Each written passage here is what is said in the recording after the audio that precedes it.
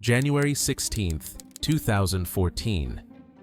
A maintenance worker at Harrah's casino pries open a clogged drain when poker chips start tumbling out.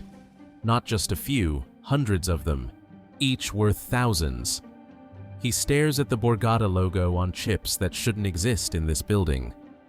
There is $2.7 million of total value flooding onto the bathroom floor. At this exact moment, 3 miles away, the Borgata's biggest poker tournament is in chaos, shut down mid-game with 27 players left and $2 million frozen. Security is scrambling, players are furious. Here's the insane part. The man who orchestrated the perfect casino heist had already gotten away with it. He'd fooled thousands of players, dozens of dealers, every camera in the building. But in a moment of pure panic, he made one mistake so catastrophically stupid that he literally flushed his freedom down the toilet. Who was this amateur criminal? And how did toilets catch a mastermind? January 14, 2014, Borgata Hotel and Casino. The Winter Poker Open event, one draws 4,814 players chasing a $2 million guaranteed prize pool. Tables stretch across 3 ballrooms, and dealers shuffle 500 hands per hour. Chips click in a constant percussion of $100 blues, $500 purples, and $1,000 yellows mixing into pots worth more than most annual salaries. At table 47 sits Christian Lusardi, a 42-year-old grinder from Fayetteville, North Carolina. He has 0 tournament wins and $21,000 in lifetime earnings across 6 years. Today, he carries 10 counterfeit $5,000 chips in his jacket pocket, ordered 3 months ago from a Chinese manufacturer for $2,800. Each fake weighs 13.5 grams, identical to Borgata's official tournament chips. The inlay shows the correct tournament logo. The edge spots match the official pattern. Only the authentication marks invisible to players are missing. Christian identified his opportunity in tournament structure itself. Unlike cash game chips tracked by RFID and serialized databases, tournament chips exist only for this event.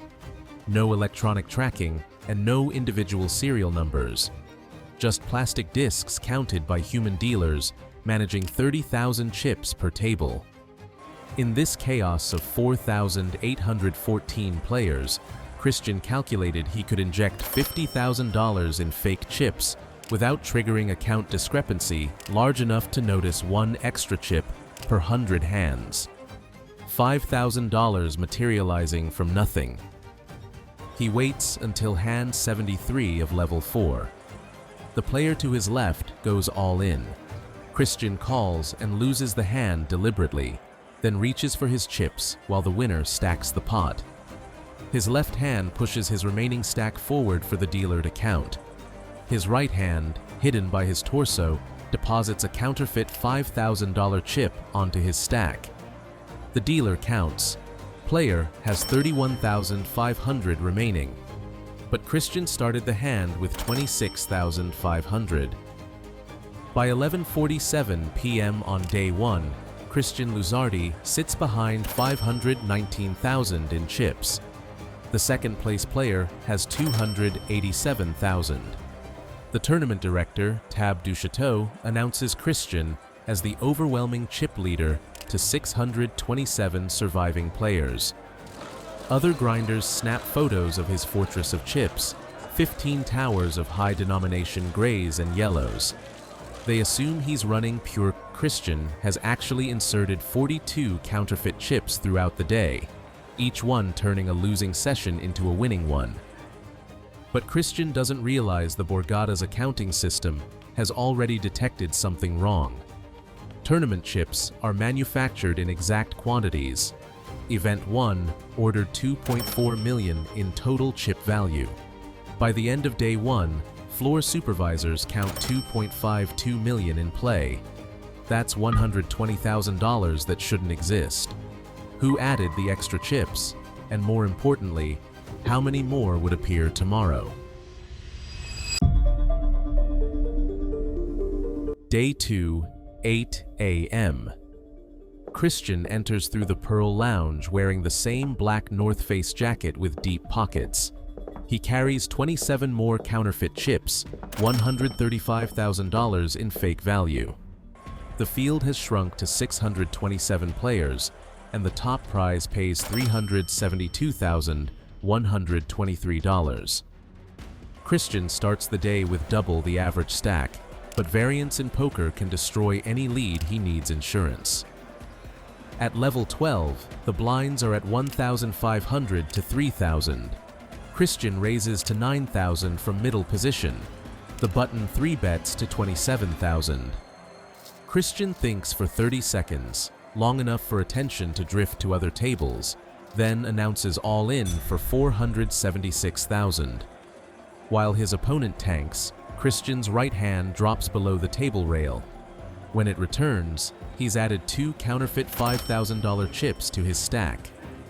The button folds, and Christian rakes the pot, showing 486,000 instead of 476,000. The dealer doesn't catch it. Neither does anyone else. Tournament supervisor Kevin Lusardi notices the chip count irregularity at 2:15 p.m. He radios floor manager Duchateau. "We're showing 2.71 million in play. That's 300,000 over what we issued." Duchateau double-checks the starting inventory sheets. They ordered exactly 2.4 million, manufactured exactly 2.4 million, and distributed exactly 2.4 million.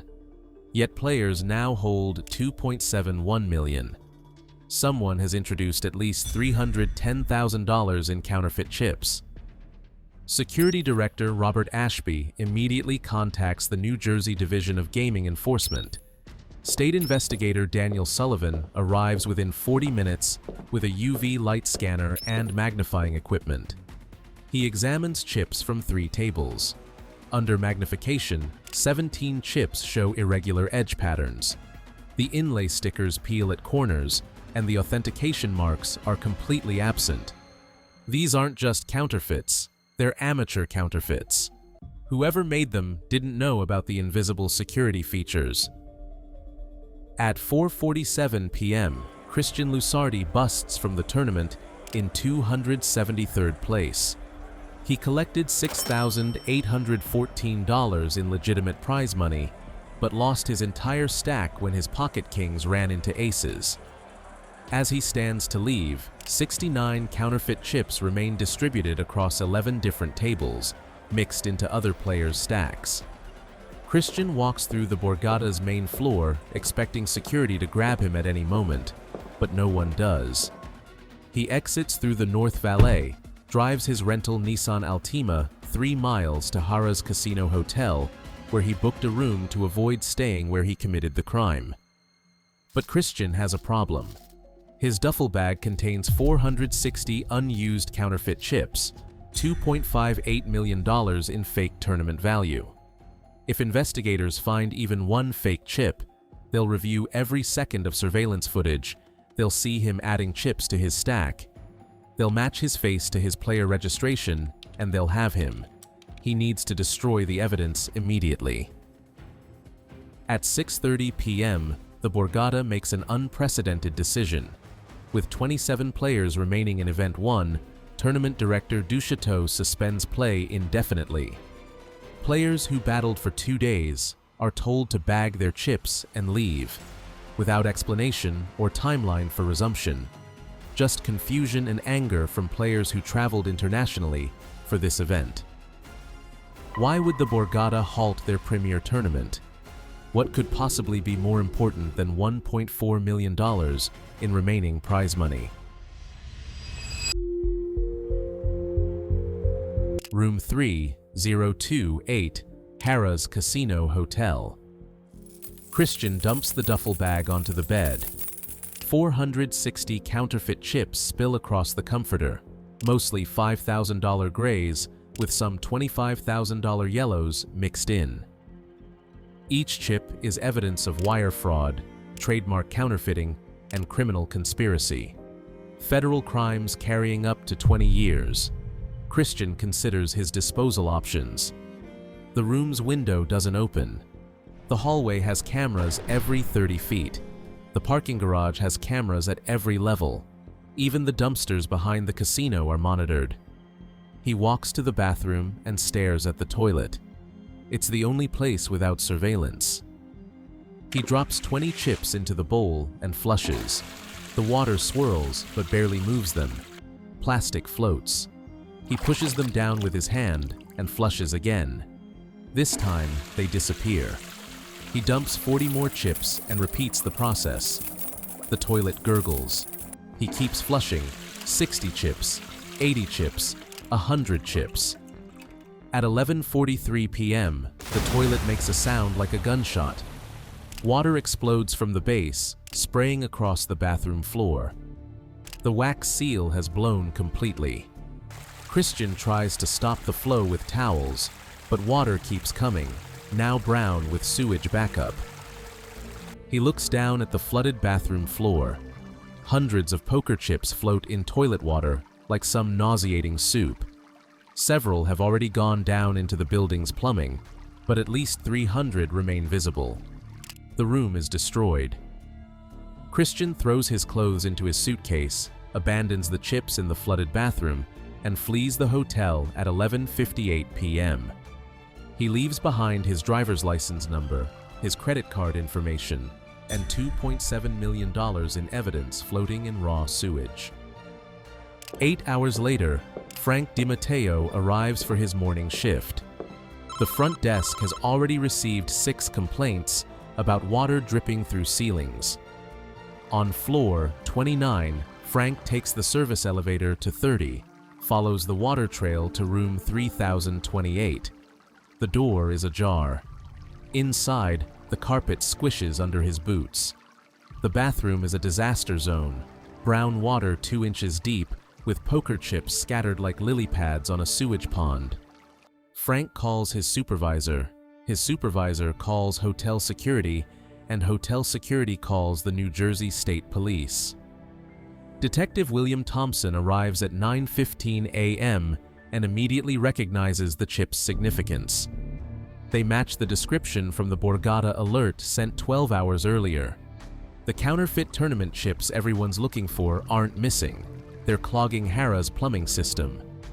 Thompson photographs everything, bags 122 chips as evidence, and pulls the room's registration, Christian Lusardi, North Carolina driver's license, checked in January 14th, same day as the tournament started. How much more evidence could investigators possibly need? How had Christian thought a toilet could save him when every detail of his stay was documented in the hotel's system? January 17th, 8 a.m. New Jersey State Police Detective Michael Vega reviews 16 hours of Borgata surveillance footage. Frame by frame, he tracks Christian Lusardi's every move. At 10:47 a.m. on day 1, Christian's chip stack jumps by $15,000 between hands despite folding. At 2:23 p.m., he adds $10,000 while supposedly counting chips. At 6:51 p.m., his hand disappears below the table and emerges with chips that weren't there before. Vega documents 42 separate instances of Christian adding counterfeit chips to play. The forensics team analyzes the recovered chips using spectrometry. The plastic composition is wrong. Too much polyethylene, not enough clay composite. The weight is correct, but the density is off by 3%. Under black light, legitimate Borgata chips glow with a specific pattern, but the counterfeits show nothing. The manufacturer clearly had photos of real chips, but no understanding of anti-counterfeiting measures. Chinese shipping records later reveal Christian ordered these chips from Guangzhou Gaming Supplies in October 2013, paying via Western Union to avoid credit card traces. January 24th, 11 a.m. Christian Lusardi sits in room 18 of the Hyatt House Mount Laurel, 30 miles from Atlantic City. He's been running for a week, paying cash, using fake names, but he made one mistake. He used his phone. Cell tower triangulation puts him at this exact motel. Task force officers surround the building. Detective Vega knocks, and Christian opens the door, already knowing it's over. He doesn't resist. He doesn't run. He simply says, "I figured you'd find me." The interrogation lasts 4 hours. Christian admits everything, ordering the chips, sneaking them into play, panicking when the tournament stopped, destroying the evidence he thought he'd found the perfect exploit in poker's tournament structure. Instead, he discovered that every scam has a weakness, and his was trusting a toilet with $2.7 million in evidence. The legal consequences cascade quickly. Federal prosecutors charge him with trademark counterfeiting and wire fraud. New Jersey charges criminal mischief and rigging a public contest. The Borgata permanently voids Event 1, distributing $19,323 to each of the final 27 players, far less than the $372,123. First place would have paid. The casino loses $463,540 in guaranteed prize money that can't be recovered. Harrah's bills $9,455 in plumbing repairs plus $30,000 in room renovations. On November 18, 2014, Superior Court Judge Michael Donio sentences Christian Lusardi to 5 years in state prison. The federal charges add no additional time but include $463,540 in restitution to the Borgata. Christian serves 3 years at Southwood State Prison before parole. His poker career ends with negative $471,541 in lifetime earnings. His name becomes synonymous with the dumbest disposal method in casino crime history. The Borgata rebuilds its entire chip security protocol. New tournament chips contain RFID transmitters, holographic labels, and DNA marker authentication, invisible even under black light. The casino spends $1.8 million upgrading systems to prevent another Christian Lusardi. But they needn't have worried about sophisticated counterfeiters. As one investigator noted at trial, "He beat himself. We just found the evidence floating in a toilet. In my 20 years of casino crime, I've never seen someone literally flush away their freedom." The plumbing at Harrah's still backs up occasionally on floor 30. Maintenance workers joke that it's Christian's chips still stuck in the pipes, trying to find their way out. They're wrong. Every chip was recovered. But if you want to see how another amateur criminal's bathroom mistake exposed an even bigger casino conspiracy, watch how one man found an exploit in the Vegas slot machines and won millions over years.